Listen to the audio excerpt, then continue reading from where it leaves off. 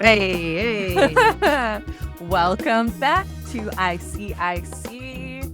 Today we have another incredible guest with us, Greg Geffrard. Welcome, Greg. So happy to have you here and to hear from you. Thank you all for having me here today to engage in this conversation. It's really lovely to be invited. Yes, welcome aboard. It's so good to see you here. We'd love if you want to kick it off to just share a little bit about who you are and how you came to this work. What's your origin story? We love an IC origin story. Oh, yes.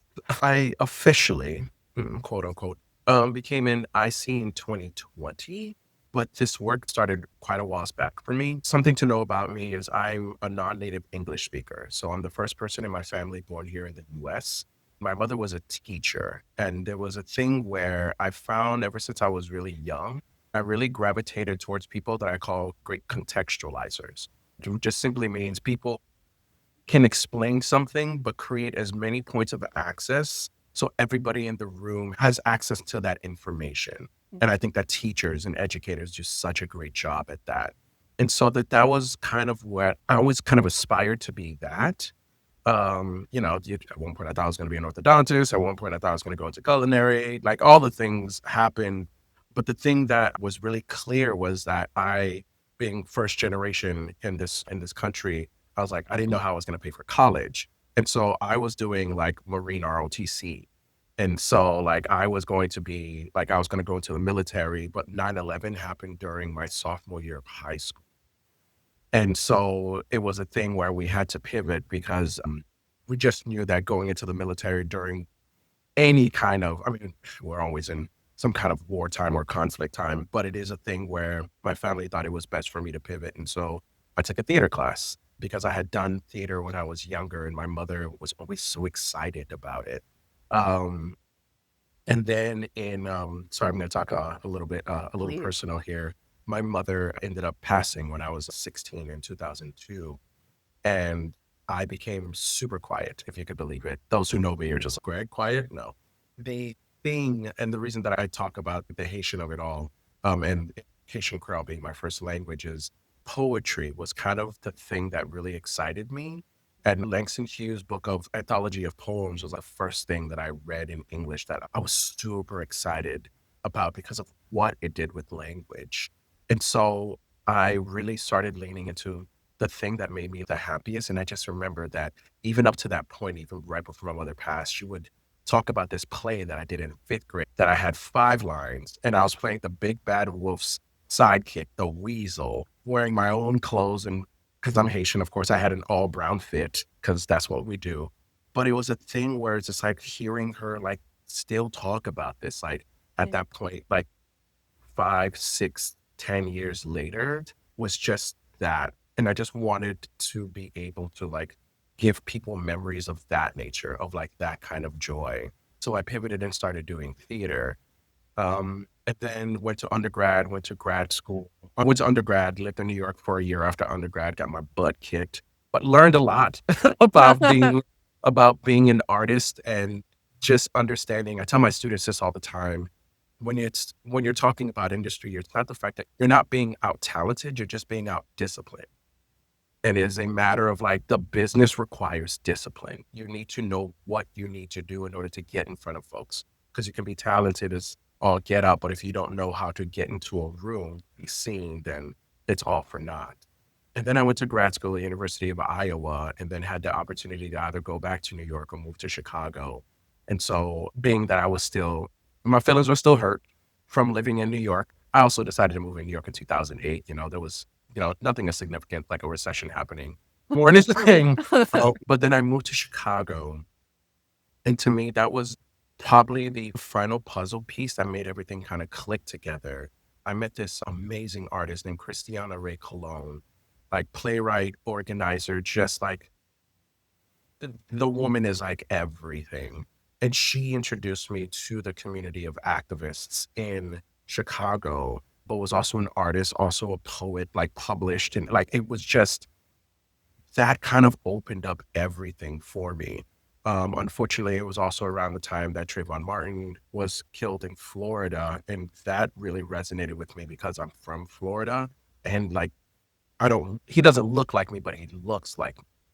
And there's just something about watching stories about an iteration of yourself being harmed at the hands of the state and learning of like all of these names of people that you'll never meet, but you know. And so it just became like that work and such. And I don't want to call myself an activist. I would call myself an advocate more than anything. And I'll explain that in a little bit. Like, we were doing, civil disobedience. We were out there protest marching. We're doing all of this. And so I really started delving into, I call ideas work. The word calls DEI, but like ideas. So inclusion, diversity, equity, access, and sustainability work. And so like, I was the one that was trying to do post-show discussions after shows and going to theaters and like, let's do, and everybody and their mom was like, yeah. And so like, that was kind of the thing that I was trying to do. And then in May of 2016, I got sent a job listing from 3 people who did not know each other, but they all sent it to me for this company called Catharsis Productions. The job was, I was a sexual assault prevention educator, and I was teaching out of Great Lakes Naval Base. So I was then full circle working with the military, teaching their sapper classes. And what became fascinating was I was having this conversation about consent culture with military folks. And yet I would be walking into a rehearsal room and it's like, hi, person whose middle name I don't even know. By the end of this rehearsal, our faces are going to be on top of each other. And you're like, there's something missing here. And also the fact that I worked on a production of a show called Passover by Antoinette Nwandu. I understudied the original production at Steppenwolf in 2017. And then I went on to do the production directed by Steven Sapp of Universes in Denver, September, October of 2019. I say the date specifically because we know what was creeping around the corner right after that. I think 2019 was the moment in which I realized the power of this work, even though I didn't know the name of it. And the reason I say this is because I did that show and I played the character of Moses, who was unalived by the end of the show. But I had created, me and his name was also Gregory Fenner, amazing actor and just like stellar human. But him and I had created a routine and ritual for ourselves of just like what I didn't know was de-rolling at the time, just like how to separate that. And what happened is we would go back, we would change and everything. And we did every single post-show discussion and like pseudo led every post-show discussion. And everyone was just kind of like enamored by the fact that it was just like, how are you able to just like, you just finished doing this show and then you're out here like having this discussion. And I realized it was because I had created a very healthy boundary between where this character ended and I continued, because that has always been my existence. I find that specifically folks of the global majority or those whose identities have been marginalized in this country, we are constantly, a terminology, and I'll bring this up a little bit later, but like we're time travelers.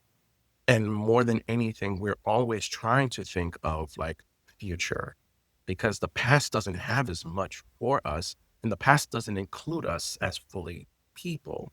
And so I was constantly thinking about what it is that I needed and not realizing I was putting these tools in place for myself. And so then the final piece is in 2020, I became a professor at Columbia College Chicago, and they were doing a workshop. And I met this woman who wrote the first book on the field of intimacy called Chelsea Pace. And it was a 6-hour workshop on one day and a 5-hour workshop on the second day over a weekend in October. And she was going through this, like she would like say something and I'm like, oh, it's because of this, this, and this. And like, we just kept on volleying back and forth with each other to a point where there are like 30 people on this Zoom and her and I would just like started having like a conversation in the middle of this workshop. Because of this, like this terminology just makes sense to me. And I didn't realize that we were applying this in theater spaces. After that, the first 6-hour workshop, her and I like talked for like 90 minutes after that workshop and would just like vibe. And then like the next day we had the 5-hour workshop, and then we talked for like another 45 minutes. Like she brought her daughter on so I could, like, it was just like, this just made sense to me. And so then I read the book, and then I asked Chelsea a question. It'll be the final thing that I say for right now, and I'll pass it back over to y'all. I asked her this question because I was, reading the book, looking up intimacy and what all it was. And I was like, all the faces that I saw were white ladies. And it's that thing where that which I've always profoundly understood is like, I am not historically the face of safety, specifically in this country. And so my trepidation about getting into this work, and I was definitely met with that of the first couple of times I walked into the room was, are people going to like look at me and go, oh, we wanted an intimacy person, but you do not match our idea of what this like idea of safety is. And so I asked her that question. I was just like, so I noticed that there's a lot of white ladies in this field. Like, what are y'all doing about that? And she responded, we know that that's a problem. That's something that we're trying to fix. And just in that sentence, I was like, my peoples. I found my peoples. It is not a matter of guilting. It is not a matter of like, you need to make space. Although, yes, that is part of it. And we'll talk about that with the advocacy later. But to me, it's ultimately, how do we make sure that folks, kind of bring this full circle, that in this position that we are being the great contextualizers who are creating those points of access so everyone has access to these like culture shifting, sometimes life-saving. And I know that sounds a little dramatic, but I think that at the end of the day is the sustainability of the ideas of it all. It's like, what does sustainability look like? And I just wanted to be part of something that was focused on that. I wanted to give everybody the ability to do the thing that I was doing without even thinking, which is I found a way for me to be able to do my work and not get trapped in a cycle of what the work was asking me to do, because the world I was navigating on stage was reflective on the world that I was navigating outside of the space. Because Thomas, final thing I'll say is while I was working on that show in Denver was when Elijah McClain was killed at the hand of the state. And so the conversation happening on stage was literally happening in the community. And so it was to be able to find a separation from that was like vital for my existence, especially I'm in a city that I don't know anybody and like I don't have connection to my resources in the same way. So, but yeah, I just wanted to work in abundance, and this work has given me the ability to not only speak in that way, but actually cultivate spaces that do work not in that like scarcity mindset, but like abundant in resources. Oh yeah, Right on. that is me. That's beautiful. What a wonderful kind of scope of how you found this work from a place where you were already seeking this type of contribution from yourself and from your identity. I'm really curious as to how you have included who you are and all that you are into how you have received and accepted training and how you have kind of moved the needle as a professional in this space, a highly regarded professional in this space, I must say. How did you show up in your training? Okay, so this is a little. I realize I'm about to step in it, and I'm okay with that. So the challenge with this work that I found in the training, because when I came in, I mean, I know this is still a conversation, but it was the conversation around certification versus qualification. Are you going to get this piece of paper that says, X, Y, Z, and that you're able to X, Y, Z? The challenge that I was finding specifically, because the first time that I worked on a show was in 2021, but the first time I like professional show was January of 22. I assisted Chelsea on a production of White Noise down in DC. And it was a matter of I already had all these tools because of all the work that I had been doing. And I'm just going to call it for what it is. I had great trepidation around paying such an exorbitant amount of money to essentially be taught what it is that I knew that I already knew. I mean, intimacy is what it is called. The field is new, but these tools are as old. These are tools that we get from trans folks, from LGBTQ plus folks, from Black women having to navigate any, like, so when I think of like the origins of this work, I think of Sidney Poitier, I think of Lena Horne, I think of people who were in these homogenous spaces and had to figure out how to do their work despite being surrounded by a bunch of markers that are telling them that you don't belong in this space. And not because we're trying to push you out or anything, but simply we have not thought about what you need in this space in order to navigate. I think so often folks think of inclusivity as like, all are welcomed here, as opposed to we have built this space with you in mind. Mm. We actually have prepared to make sure that if you need something, you know you can ask for it because we've already made the effort to make sure that the room has the things that you.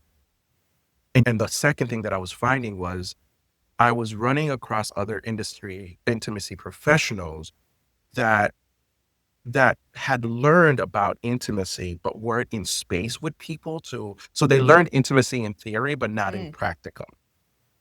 And so it was a thing where I think harm was happening because they didn't know how to apply the tools that they learned. And the other thing that I noticed specifically around training was there were many people who learned about intimacy in like 2020 and 2021 with at the beginning of the pandemic because we had time and we just didn't know. And so many people took advantage of that opportunity. The issue though that I saw where there are a lot of people who understood intimacy theoretically, but not in praxis, not in actual practice. And so there was a lot of harm that was happening in the space because they had the tools, but they didn't know how to utilize them. And so when it came to my training, I found that yes, I started taking classes with TIE. I actually took an ICOC class. ICOC class was actually my first class that I took. And so it was a matter of I found myself not necessarily going, I need to learn how to do intimacy, but I needed to know all the supplementary things around it to make sure that how I was doing this was taking into consideration not just the simple task that I was being asked to do, but ultimately the culture in the space. Because once you've established a culture in the space, the work becomes very easy to do. If you have cultivated trust in the space, then when I'm just like, okay, cool, we're working on this one scene, and you know you have the tools to navigate that, it just becomes the work becomes seamless because we are actually in collaboration and we have proven that consent and boundaries, a desexualized or deloaded space is possible. And then we play. I just found myself actually doing more like I started leaning more into doing DEI work. I started leaning more into taking classes as an educator, taking opportunities to be a director. Like it was always for me a matter of how do I put this into practice? How do I make sure that the things that I'm picking up on are things that are actionable? Because aspirations are great, but aspirations aren't a plan. And so that was what my training ultimately became, was leaning more into, yes, understanding different ways of facilitating or cultivating spaces around consent, but ultimately being that this work is so like somatics is what it is. It's like the soma, like of the body. And I know Anne can talk about that as a sensitivity specialist, but it is a thing where what we are asking people to do is embody these things and body cognition, the memory of the body itself is so significant. Our identities, our experiences, even when we're not telling stories, even when we're not storytellers, that's still our truth. We Mm. still like I'm a black man in the space, I'm a black man outside of the space. And so what does it look like to only be focused on tools, not primarily be focused on tools that are geared towards that are making it very clear that yes, this is the work, but what are the things that like are essentially making it very clear about what is the journey back to yourself look like after the Yes. work, as opposed to Yes. just romanticizing this living in this trauma for 2 to 3 months at a time. And something that I constantly say is my job is to make sure that the thing that you signed up to work on for 2 months, you aren't having to process for the next 2 years. Yes. Thank And you. so Wow. it's that. And so, yeah, so like I really lean into like somatics work. I really lean into like DEI work. Princess Hemp Hill, if you do not know who they are amazing. I love their podcast. I love all the things that they do because ultimately it is that is body, it is memory, and we're just helping people to find sustainability in that to really delve into like storytelling. Because if you know your exit before you enter, you'll be more to play because you know that you're not being to just live and sit in something. So Yeah. Yes. Wow. I mean, everything you said is so I resonant. mean, And the gems falling. something that's like really sticking in my brain that was true to my experience. And I think a lot of folks I've talked to who do this work is the difference between theory and having the correct language in this embodied intuitive practice and understanding. And I think a lot of people who came to this work, especially before there were more trainings that were accessible, I mean, not that there's that much now, but like there's this very common shared experience of like, oh, I found my way to practice this because it filled a need before we knew what de-rolling was, as you so beautifully said. Like, I think so many of us come to this in our bodies before we have language for it. And that just bringing the somatics of it all together is such a incredible part of this work, because especially for actors, especially on stage, like the work lives in their body. Like they're literally reenacting traumatic things with their body, voice, soul, like night after night. And as you said, like they have to have an off ramp. You gotta know where the exit is so you can go deep and know that you don't have to stay deep in that. Yeah, there's a certain amount of celebration that I try in my training and in my facilitation, try to lead a company toward. It's like you should feel after you say the last word or after you call the last cue or after you move that last prop of this run of this show that you feel stronger than you did when you started it. And we're not about the business of breaking people down and making people suffer for their art. I mean, the things that we say to one another, leave it all out on the stage. Yes, and I mean, I could just go on and on about how we are programmed to suffer in this field, and I just am more about sustainability. Can you tell us a little bit about how you sustain yourself and how you take care of yourself in this process? I mean, we both worked on Passover. You worked on a completely different ending than I worked Oh, on. yeah. Yeah. Yeah. Yeah. Yeah. Yeah. How do you sustain yourself? How do you take care of yourself in the role in the many roles that you play? You're multi hyphenate, but let's talk a little bit about your self-care process. So I'll talk about it in the work as an embodied. No, because no, I was just about to do something on this that I specifically know is not true, which is this idea that those who are telling the story are the only ones who are affected by the story. The body cannot tell the difference or does not make a discernment between real, perceived, and simulated action. That is what somatics taught me. And it is a matter of that is not only about the people playing the role, but what about all the people we've asked to come witness this who don't necessarily have a way of like releasing this which is happening, that which they're experiencing. In an odd way, being able to see the story all the way through, playing Moses in Passover, was the thing that actually sustained me because my story had an ending. Granted, not an ending that I would ever wish upon myself or on the, even though he's a fictitious character on Moses, but there's a way for me to finish that and go all the way through with that. And I think this is why I've always been such an advocate for the post show discussion I think many people think it's just like, well, you're going to try to explain the play or justify. I'm just like, nah, you just put a full meal in front of somebody and you told them to eat it, and you're not giving them any space to digest. Mm. Give them the space to digest the meal that you just served them. Absolutely. And so to me as an actor is figuring out what is my, because I don't think of de-rolling necessarily as just like at the end of the play. It's just like it is something of like, what is my complete and utter ritual? What is in a world in which we do not feel like we have much control over many of the things that happen to us in and around us?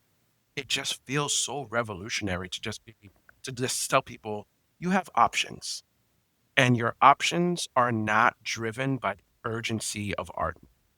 Mm. You get to decide how you shed this thing for yourself. And so when I'm in the work is the moment I start working, start going, cool, where are my exits? What are the things that I'm going to need? You know, like I got sour gummies are my like jam. I just need something to activate my senses. And so like Yes. music is really, really big for me. If like Yeah, I'm listening same. to like I listen to like a lot of like Tyler the Creator and Kendrick to get into the character of Moses. I was listening to like Chopin to get out of it. Because it's just Yes. like there's just such different sounds, such different worlds. And anything violins, oh, violins are just, and so that is what I do when I'm in the work.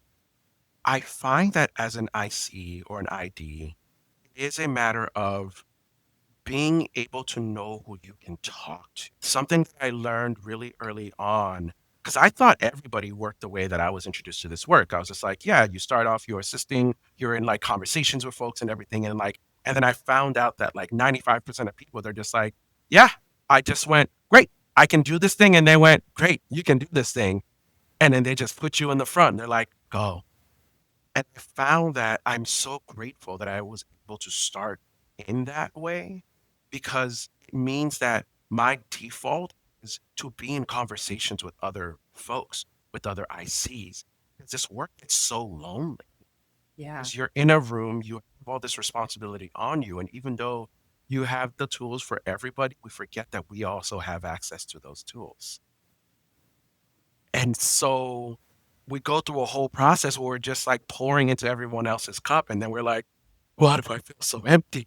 That's at the end of it. Yeah. Um, and Make so it. to and so to me, it is being in conversation with folks. Because that also reminds me that like one, not only that we're not alone in this, but like I'm not working from that scarcity mindset that like I got this job and I must do all the things. And if I ask for any help, then it is proving that I don't know how to. I don't. Mm. There's so much work. I don't like bringing up this fact, but I'm bringing it up just to make a point. So the first show that I worked on was like fall of 2021, but I'll say really it was like that January of 2022 with Chelsea. Since January of 2022 till now, I am currently working on my 76th show. And I don't say that to brag or anything of that nature, but it is to highlight there's so much work out there.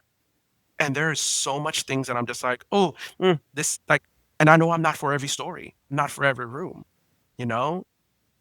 And then so it's a thing where I'm just like, oh, cool. Like, I can't work on this. I'm gonna pass this on to Raja. I'm gonna pass this on to Amanda Rose. I'm gonna like, what's the location? Like, I don't need to like try to fly everywhere and be everywhere because to me, what that's saying, I'll speak for myself. What that's saying is, I don't trust my work. I don't trust that people will be able to access my work unless I am there. Mm. That is not creating independence or empowering people in a room. That is creating a new line of dependency. I'm telling people that they cannot work unless I'm there.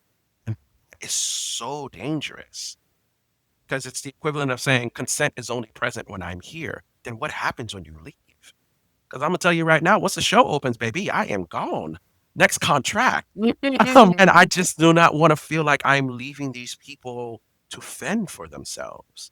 And so it is like working from that abundance and like really leaning into community and trying not to do it and try to do it while you're in process as opposed to waiting until afterward. Because I think there are just so many solutions that are just found through really by really leaning into the idea of diversity. Diversity just simply means not only breaking up homogeny, but just like diversity of thought. It's like if I'm great at doing something, I'm not really great at one thing, but Anne is really great at that. And it's just like me and Anne are in the room, then we get more things done. Because there's just more people in the space that can do these things. So yeah, the self-care of it all is just like lean into your community and talk to folks because it's just too easy to isolate yourself in the spaces, whether you're on set or whether you're working on a live performance. Whew. Absolutely. Lord, Lord, Amen. Lord. It's church. We're doing a little church today. Not church. Yes, we are at Church. church. We having church today. Yes, yes. I love that you have a process, and I think it's really important for beginning IDs and ICs to start to include what they're going to do when they're faced with a triggering situation or when they're faced with just the work itself. How are you going to come into the room? What are the rituals that Mm. you set up for yourself throughout the process? Because the example of that is certainly going to influence the people that you're working with. When they see you show up and you're grounded and regulated and you Yes. have a sense of joy and enthusiasm and excitement and celebration about diving into rigorous work, and that you can wear that as a mantle that you can just hang up and put on a little hook and go on about your life, whether it's going to have a martini with friends or going to work out at the gym, going to do your meal prep for the next day, that you can do that wholly and fully without carrying the weight of the work and of the content of the work. And I don't know that that's being taught. We're being fed this idea that, I mean, I think we're also being sold this societal level. It's like rugged individualism. Mm-hmm. And it's like you're walking into a production. There are people. And ultimately, you're doing this so you can invite people to come witness. So, why would you not want to take a community approach to this? Because this is ultimately community. Yeah. And it's especially wild, like in the entertainment industry and especially in theater. We're like, this is literally a communal based art form. And yet we're still taking these external society like messages of, I have to be self sufficient or I'm not strong enough to do this or I'm Mm. not right enough to do this instead of, and then just like, I think because this role is often looked to for guidance in certain ways in the spaces we're in. So when you're modeling that, like with your own nervous system being regulated, you're giving the folks something to attune to, even on a subconscious level. And to bring back the somatics of it all, like what you're doing and your energy communicates so much. And so when you're showing that there is a different way and it's their community and abundance and not this scarcity and self-reliance, like there's more for everyone and there's more joy and pleasure. And to bring it back to the big word they used before, sustainability. It's all about sustainability. I feel like all this work, it's a marathon, not a sprint. And we gotta warm up and cool down and rub balm on each other's muscles. Lord have mercy, the Metaphorically or balm. literally. Lord have mercy. Yeah. Yes. And before we move on, I want to uplift and acknowledge the folks who this work feels antithetical or challenging to the way that they've always worked. Mm. Mm. I find that I'm fortunate because I have only worked maybe at most like two projects in which I felt like some hard resistance to this work from folks who have been doing this. Some of them been doing this longer than I've been alive. But I also offer a lot of grace because it is a thing where something that I really learned when I was working with Catharsis Productions and doing the sexual assault prevention work was it's not enough just to tell somebody, especially trying to enact behavioral change, it's not enough just to tell somebody to stop doing it. Mm. What are you going to replace that behavior with? And so when I was doing that job, I was in the process of combating assault culture. That it wasn't just enough to tell people, stop being creepy, stop pushing. Like, it was a matter of like, what are you replacing that with? Here are Mm. tools. Here are ways in which you can talk to folks. Here are ways that you can be thinking about intent versus impact. This is the way for you to be able to figure out what you're going to replace that with. 'Cause if you just take something away from somebody, I think of those who are like fighting with recovery from substance. It's not a matter of just going, okay, stop doing that. There are usually things that one does to replace that in order to create that separation. So it isn't, quote unquote, cold turkey. And so I think that we can benefit from not just telling folks the way that they've always worked wrong or bad, because it feels like we're speaking from a Mm. moralistic perspective. Mm. And Mm. that it's just a matter of, it's an evolution of the work. And it's just a matter of going, hey, you have found a way to make this work. And we're just trying to figure out what are some new ways, some more options on how to figure out how to make this work. And so just wanted to just like uplift and give that grace. Don't think we have that conversation enough, because I have spoken to a lot of my elders who have been like, man, y'all come in here, y'all disrespecting, because you're not acknowledging like what I've had to do in my 30 plus year career to get here. And you're coming in here and just telling me that the way that I've been working all this time, that I just need to throw it out because it doesn't work. And it's like, Yeah. like, be humble about it and just like, and listen, especially because I find, final thing I'll say about it, I find that, and I will fight anybody on this point. I think the reason that those whose identities have been marginalized in this society are so good at this job is because they've always had an awareness of what their physical presence does to a room. And I find that the thing that brings me the most joy is when I tell people this is what I do, and their response is like, oh, yeah, that makes sense. Because before I had this title of intimacy person, I was already doing that work.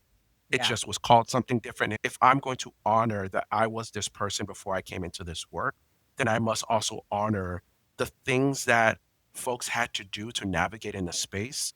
I think one of the hardest adult lessons for me, and then I'll pass it back over. One of the hardest adult lessons for me was realizing that your parents are people, and how I tend to talk about it, specifically my sister, who is the one who really raised me. Mm. I try not to judge people for the choices they make if I don't fully understand the options that they had available to them. Mm. Like, that's the grace. Like, everybody is really trying their best, truly trying their best. And so when you give that grace and meet them at that place, I find that then we can actually move forward with this.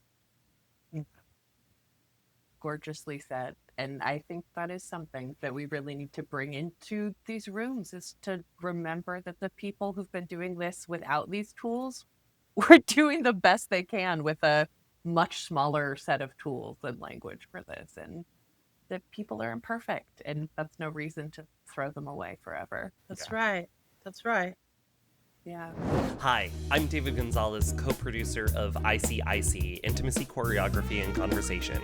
You just heard the end of part 1 of our conversation with Greg Geffrard, but there's much more ahead. In part 2, Greg shares powerful insights on the future of intimacy work, the challenges of language and training, and why advocacy and community are at the heart of creating sustainable spaces. You don't want to miss it, so make sure you hit subscribe, follow us on your favorite podcast app, and like this video so that you'll be the first to know when part 2 drops. We'll see you then.